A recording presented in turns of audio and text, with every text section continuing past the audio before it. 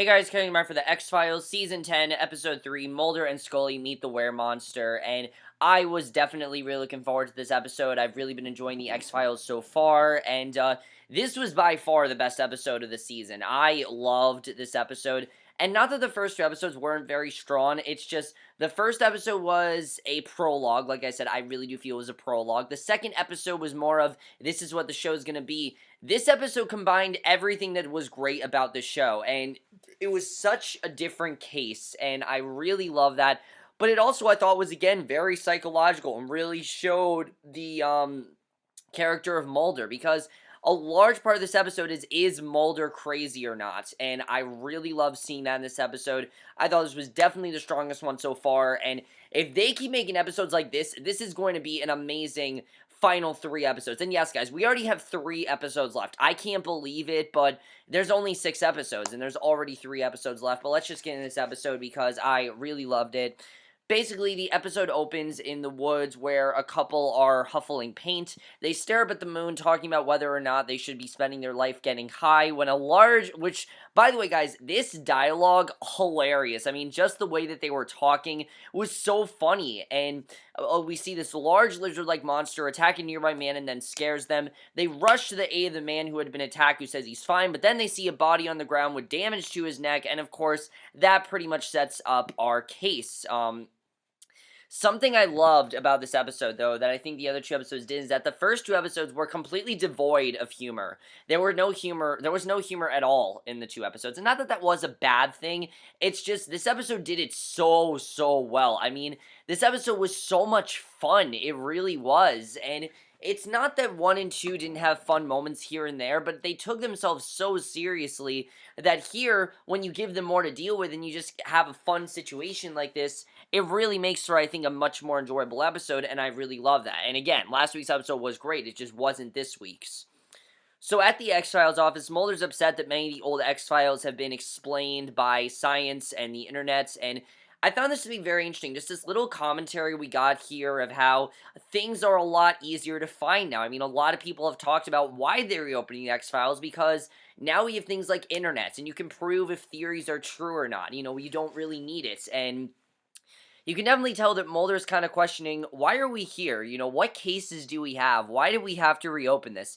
And he's delusioned by the fact that his life seems to be basically a joke, and Scully comes in and tells him that they've got a new case, and it has a monster, and, obviously, that's very unusual. I'm sure they've dealt with this before. I don't know if they dealt with this before in the show, but definitely, this was something that was very different for them. And in the woods, Mulder and Scully talk about the case. The surviving victim was an animal control officer, and Mulder argues that the victim and 3 more are found in a lair nearby were likely killed by a wolf or a mountain lion. You know, he's trying to think of a logical reason as to why this could be going on, because a werewolf, you know, this monster, it doesn't seem likely. It doesn't seem like that's possible, and obviously, Mulder's trying to say, well, it might not be that. It could definitely be just, you know, it could definitely be a mountain lion or a wolf. He's definitely trying to make the logical answer here. Now, Scully says that it doesn't matter whether Mulder is bummed or not, then finding whatever's killing people will justify itself. So, not long after, cut to the monsters from earlier attacking a prostitute at the truck stop. She stops it with a blow to the head from her purse, and again, this scene was funny. They played it for laughs, and I definitely really like that. They didn't take this deathly seriously. The prostitute in general was hilarious. I mean, I don't know who played the prostitute, but she was really funny, I have to say, and I think it was a drag queen, I'm not really sure. But basically, at the truck stop later, Mulder and Scully are talking with a prostitute who says the creature had horns and was wearing underwear. So obviously, this is a very unusual creature. This is not your typical creature. You can tell right away this is not going to be your typical episode of The X-Files, and I really love that. I mean, this is a show that doesn't usually have a lot of humor, and I've heard that Mulder makes a lot of wisecracks and things like that, which I don't think we've had a lot of. I think we've had some here and there. There were definitely some funny moments in last week's episode with Mulder, but nothing quite as wacky as this, and I really applaud the show for, especially when it's in a revival, trying to do something so distinctly different, because it's very hard to do that on a show, especially on a procedural show, and this show really found how to do that, and I really love that. So after a brief chat with the animal control officer who's there investigating a call about a loose puppy, Mulder and Scully hear a roar and go to pursue it, and while Mulder's trying to get a photo of whatever is out there, they happen on another body. And not long after that, both Mulder and the animal control officer are attacked by the monster, and Mulder gets a photo. And let me just say, the animal control officer, I think, had the funniest line in the episode. I mean, there were so many funny lines, but the animal control officer's line when Mulder ran away and he was just like, I'm done. I mean, that line just killed me. The animal control officer is being like, I'm done. I'm quitting. I'm done. I can't do this. It was hilarious. I love that. And I thought that was very, very funny. So they see it run past again and see somebody enter a porta potty. But when they open the door to take a photo, it's just a man in a hat. And obviously, that's not what they've been hearing. They've been hearing that this man had horns and he was wearing underwear. So there's clearly something going on here, because when they leave him alone, he steps back out of the toilet and the horns in the back of his head just disappear. So there's definitely something more going on with this man. We just don't know what it is right now. So basically, at the morgue, Mulder is showing blurry photos and selfie videos to Scully, and he tells her that he believes the creature shot blood at him out of its eye, and that he thinks that they're looking for a man-sized horned lizard with human teeth. Now, Scully, of course, thinks he's crazy. She doesn't think that this is possible. She doesn't think that this could be true, and that, he's losing his mind. That he's just so into, all this research, because we know that Mulder's been looking at intensive research and has really been hard at work at trying to find out if there really are, other creatures out there. And obviously, Scully doesn't believe it. She thinks that he's crazy. But I did really love the scene where Scully was laughing at this and realizing how much fun this job can be, because this is a very dangerous job, but it can also be very fun. In cases like this especially, I definitely really love. So at the motel later, Mulder's awakened by screams. It's the man at the front desk cleaning himself up and drinking rubbing alcohol, which obviously isn't normal. So heading back to the trash room, Mulder finds a bag from cell phone place empty, the mirror on the wall broken, and a hole in the wall where a mounted animal head had been, leading to a corridor. And basically, there are such holes in the wall for every room in the place.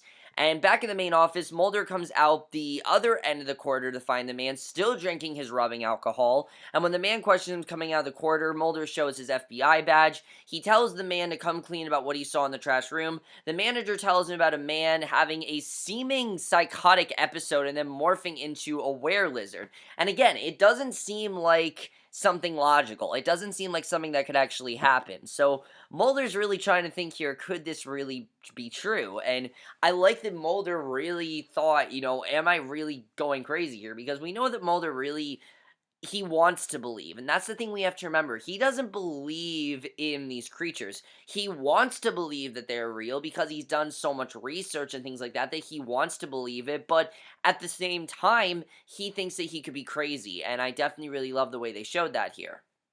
So, back in the main office, Mulder comes out of the other corridor to find that, I just read this, but Mulder shows him the photo of the man on the porta potty and the sketch of the monster that the FBI made based on the paint huffing witness accounts, and the manager confirms that it's the same in both cases. So, definitely, these two are connected, and we don't know how they're connected, but there's definitely something going on there. So at Scully's room, Mulder is pitching a variety of monster theories to Scully and providing her rebuttals for him, because obviously she's trying to tell him that there's no way this is true, that you're just going crazy, and eventually he wraps up saying that he doesn't know what it is, just that it's a monster. And he's not denying it because he has all the evidence. He knows it's a monster, and he doesn't think that there's an otherwise. And, most times there could be an otherwise, but for something like this, it really seems clear that this is a monster that they're dealing with. And Mulder's then shows Scully photos to suggest the were-monster was wearing stolen clothes from a victim and said he took some medications that could help lead them to the suspect. And Basically, from here, we see at a psychiatrist's office, Mulder hears a story of a were-lizard, which the man reduces to psychology, and he says he was reminded of the myth because the patient to whom he prescribed the antipsychotic had similar delusions. So again, there's definitely something going on. He tells Mulder he suggested to the man to take a walk in the cemetery next time he feels an episode coming on, and offers that he thinks Mulder is crazy for believing the story. So that's really when this gets interesting, because Mulder believes this story, and there's no denying this. Like, this isn't Mulder saying, I want to believe the story. He does believe the story because he doesn't think there's any other story. And it really does make sense. I mean, knowing these two cases are connected together, knowing that there's horns in the back of this man's head, it seems pretty logical, but obviously it doesn't sound like something that could actually happen. It sounds like something out of a storybook that, it sounds like a short story that you'd see in like a horror book. That really is what it seems like. So, obviously, Mulder, something I love is that Mulder really doesn't know if this is, if this case is really happening or if he's just losing his mind. And I really did love seeing that. So, basically, at the cell phone store, Scully calls Mulder, says she's found their suspect working there. She tells him that the blood tests from the lab had some discrepancies, but he has already hung up before she can explain, because obviously he now knows what's going on.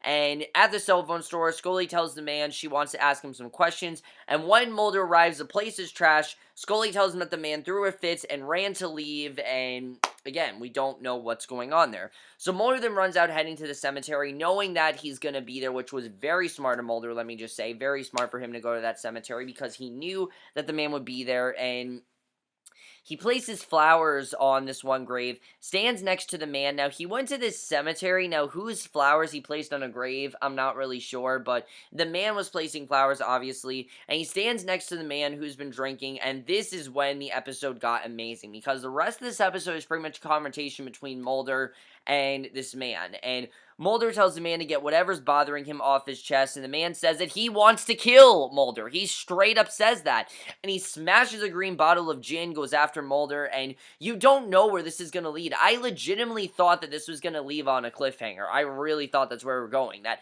this was going to be a much bigger story, and that we're going to leave on a cliffhanger here, but no, that's not what happens. He basically wants Mulder to take the bottle from him and use the green glass of it to stab him in the appendix, which is how the legend says the were-lizard has to be killed. And this is clear that the man doesn't like the were-lizard. He doesn't want to be this were-lizard. He is obviously, he can't control the were-lizard. It's very much a Jekyll-Hyde situation. When he's Jekyll, he's normal. When he's Hyde, he is he's psychotic, he is evil, he can't control himself, and that's very much what seems to be going on with the were-lizard here. So Mulder says that he will kill him, but first he wants to hear the man's story. And here we pretty much get what I thought was a very interesting story. I really thought they did a good job here. So, flashback to the first night in lizard mode. The man's relaxing wherein a pair of men are fighting. The monster tries to scare one of the men off, but one man attacks him, biting the monster, and the man describes the man who attacked him as a predator and says that his lizard mode is when he's normal. So that's very interesting that we found this out. That it's not that the lizard is what triggers the demon in him, it's when he's human that he actually is a lizard. And he says the next morning he awoke and found himself suddenly in human form, and he had his first human thought and realized that he was naked. He claims that when he stole clothes from nearby dead bodies, and that once clothed he became possessed and felt compelled to get a job. And again, very silly story. It doesn't seem true, and it really sounds like something this man could come up with to justify what he's doing. And Mulder obviously has a very hard time believing this man's story. Even he says he doesn't understand half of what he's saying, which I thought was very interesting. It doesn't sound very believable. Even though Mulder knows that they're definitely dealing with a monster, this story just isn't adding up. It doesn't sound true. It really sounds like this man is just trying to justify what he's doing. So he tells the story of getting fast food and watching porn at the hotel until during the night he changed back into his normal state. And in the morning, though, he became human again, much to his dismay, and it's clear that when he's human, he's not himself. And whenever he got to work, he felt compelled to trash the place and quit, but he was too overcome with fear to do so, and he tells Mulder that when he visited the psychiatrist, the medication didn't help. He got himself a puppy, and it's very sad, actually, because it's clear that he was an animal, and he obviously didn't blend well with humans because he didn't really understand them. He didn't understand the way the humans thought. He didn't like being a human because that's not his true form. His true form is the lizard, and he really couldn't, get along with the humans because, like I said, he just wasn't one. He wasn't used to the way that they were acting. He wasn't used to how to be a human, and because that he got this puppy, which he connected with very well, but the dog then got away when housekeeping came the next day, and we don't know why the dog got away, but it did, and I thought this was very sad. I really did, and while, like I said, a lot of this episode is fun, this actually, I thought was very sad. So as a human, the monster says he realized how pointless his life is. He says he saw the man who bit him. He was about to attack the man until he saw the man kill somebody else. So, transforming, he shed his clothes, hoped to go out into the wilderness again, but was struck by the prostitute and had a concussion. And he can't remember most of the rest of the night. So this morning, he got up, went to work, and then when Scully came in, the two had sex. And this is when Mulder completely shuts down the story, because he doesn't believe this is true. He doesn't think Scully would do this. He doesn't think that any of this could be true. And he says point blank, this part of the story did not happen. And the man stands by his story briefly that claims that he has to lie about his sex life, that this part, that he has to lie about really what he's doing. So, with Scully doing this, though, I don't really know why she do this. I mean, we don't know too much about Scully's personal life. We don't really know too much of what's going on there, but this is definitely showing that Scully, I think, is very alone, that she really doesn't have anyone else in her life but Mulder. And it seems like she really hasn't moved on from Mulder, that she clearly still has that attraction to Mulder, and I really like seeing that. But this story in general, you don't know if it's real or not. You don't know if this man is telling the truth, and I found that part to be very compelling, not knowing if he is lying or not. I just really loved, and ultimately, Mulder's upset that he can't believe the man's fantastical story, and while the man's upset that Mulder was looking to just take advantage of him to get him to confess to murders he didn't commit, the man leaves, and obviously, Mulder is convinced that this is the man that's committing all these murders, but I like that this man is trying to say, hey, I'm not the one that did it. I really had nothing to do with this, and I thought this was just very interesting. It didn't seem predictable at all. It really, because you don't know, is this man really, this lizard? Is he telling the truth? Or is he just trying to justify what he's doing, and there's an inner beast within him? It's very interesting here. So the man leaves. Mulder drinks his second bottle of gin that had been stashed away, waking up later to a phone call from Scully. And Scully is at the animal control office, where the animal control officer from earlier not only hasn't quit, but literally just straight up attacks her. So he did not quit, and Mulder calls for backup and directions, and I love how this shows that Mulder will just do anything for Scully, and her safety is the most important thing to him. They really showed that very well, because I will say that, as we know, Mulder and Scully have been very broken this season. I mean, obviously, the whole thing that they had to do with their child and whatnot there, and everything that happened with that, but just the fact of, now that he really does care about her and that he is going to save her, I really love seeing. And he then finds his way to the animal control shelter, and when he gets there, Scully's already taken down the animal control officer. She takes a dog out of a cage on the counter, and he's actually the one that Guy claims to have adopted early, and that's the name that the monster chose. His name is Guy, which I thought was very interesting. But basically, this dog is the one that he's claimed to have a relationship with, and that this was the dog that he had a connection with and everything. And That night in the woods, Mulder tracks down Guy to tell him that they found the killer, that it basically was just a regular man, because Scully is telling him that the killer was not, that he was not the killer, that it was this man that was the killer, and that it wasn't some monster, that Mulder was wrong. And Mulder obviously feels like he might have failed here. And the man then starts taking off his clothes and heading into the woods for hibernation, and we get this great scene here. Mulder questions whether the man's kind hibernates since he looks like a lizard, but the man says that that's racist, and he claims that the hibernation cycle is 10 million years, and that he hopes that this is all over by the time he wakes up and that he's going to be a lizard again.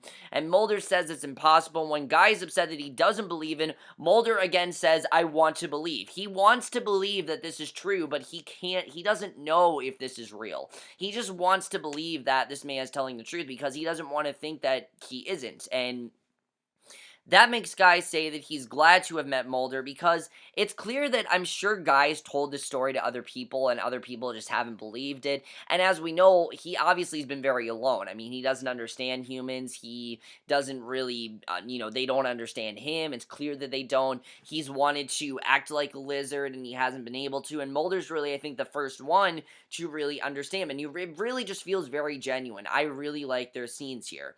So basically, he reached out his hand to shake, and by the time the handshake is over, he's in lizard form, running off into the woods, leaving Mulder, and we just get this great scene, because Mulder's realizing that he's not crazy, that this is actually happening, that he is a lizard, and the only part of this that's really sad is that, is this really what Mulder is seeing? I mean, is Mulder just going crazy? Did he actually see this? I mean, I'm pretty sure that this did actually happen, because the way they showed it, it seemed like this was legit, that Mulder wasn't going crazy. But there is that part of me that thinks maybe Mulder is crazy. Maybe this isn't actually happening. Maybe because as we know, he was drinking. He's been doing very intensive research, and he does say in this episode, I'm getting older. I'm a middle-aged man. I could just be getting older and things like that, which I found very interesting. So, did Mulder actually see this? That's the big question here, because Mulder, I think, is now convinced that he's not crazy, that he did in fact see this monster, and that the monster was real, and that the man was a lizard, and that he was telling the truth. The big question is this actually real? Did Mulder see this, or did this actually happen? That's the big question. Overall, guys, amazing episode. I loved this episode. It was funny, but it also had this really compelling story. It really focused on the psyche of Mulder. Is Mulder alright? Is he really going crazy? I mean, Scully's convinced that he's not well, that this was not true, that he's just plain crazy. And the fact that Scully thinks that, I mean, Scully knows Mulder better than anyone, so it would definitely make sense that Mulder very well could be crazy. But I think there's also the fact that Mulder could have seen this animal, and that it very well could have been true. And the story really, when you think about it, does make sense. I mean, knowing that the dog's out there and things like that, and knowing that he wasn't responsible for what he did, it does kind of make sense. But again, we don't know if Mulder really saw this, because there was no one there else with Mulder. So there's no one to prove that this actually did happen. So Mulder right now is convinced that this is true. How's everyone else going to react? And I'm sure we're never really going to see this man again, but I think Mulder's realizing that he is true and that this is really happening, and all that research that he's done. And I think now they're really showing the purpose of why we need this revival, because Mulder hasn't been given that answer yet. Am I crazy? Do I, even though I want to believe, should I believe? Is this really happening? Things like that. They really showed that very well here, and I really enjoyed that.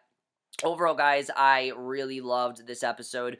My other big question here is Scully starting to believe? I feel like there was a part of Scully that, wants to believe, but does she believe? I mean, I know a big part of the show, of course, is I want to believe, things like that, but should Scully listen to Mulder? Is Mulder crazy? Is he telling the truth? I mean, that's really the big question here, is Mulder crazy? That's really what we need to find out, because, again, there's a part of me that wants to think that Mulder is in fact, well, and that he did actually see this, but again, there was nobody else out there with him, and for all we know, we could have just seen what Mulder saw.